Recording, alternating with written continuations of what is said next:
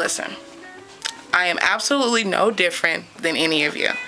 I mean, yeah, I went to high school. I graduated from high school. I had good grades. I've been in the workforce since I was 16 years old. I'm 28 now.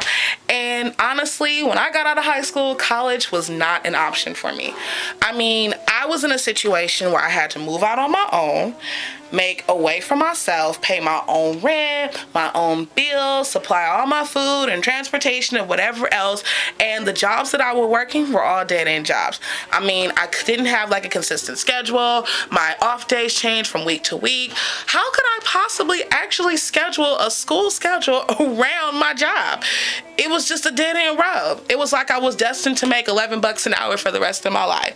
The only actual option that I had at that point was hoping that I could stay on one job for long enough to gain enough experience and maybe get promoted through my work ethics and my work morals, my abilities of what I could do at my job.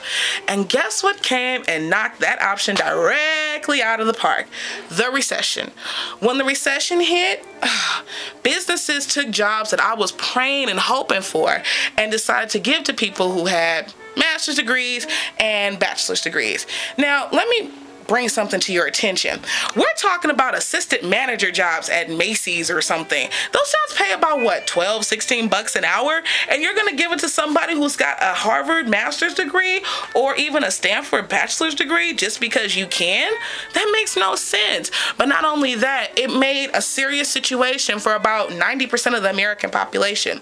They had to figure out a way to compete with these type of people for these low-end jobs.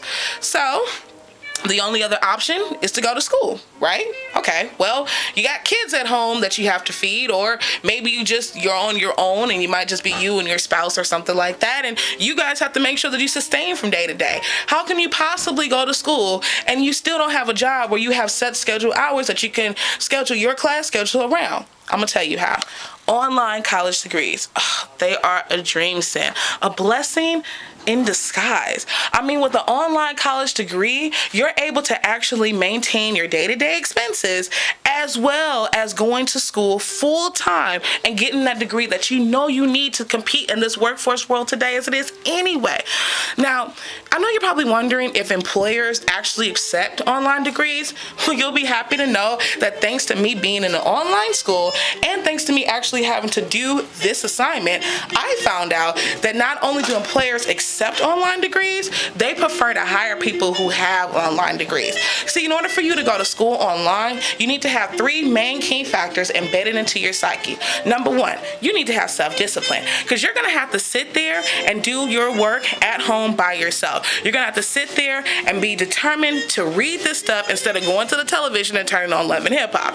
So you gotta have self-discipline. Number two, you need to have self-determination. You need to be determined to actually achieve this goal. You need to be determined that you're going to get this degree one way or the other.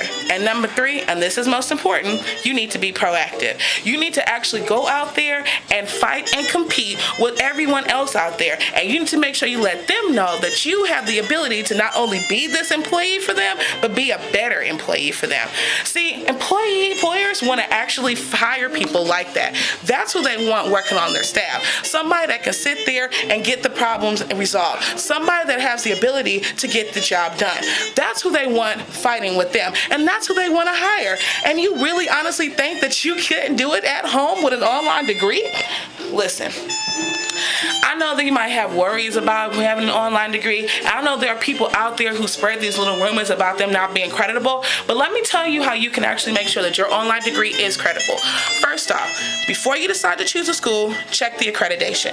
Make sure the accreditation is either regional or national. You have a regionally or nationally accredited school, you're pretty much in the clear. But you also want to make sure that you checked a couple other things too. So you want to make sure that the school has a high retention rate. High retention rate means high graduation rate. And third and finally, and make sure you pay attention to this, you also want to make sure that you know what you're paying for. You don't want to pay $2,500 for a technology fee that you're required to pay every single 8 weeks.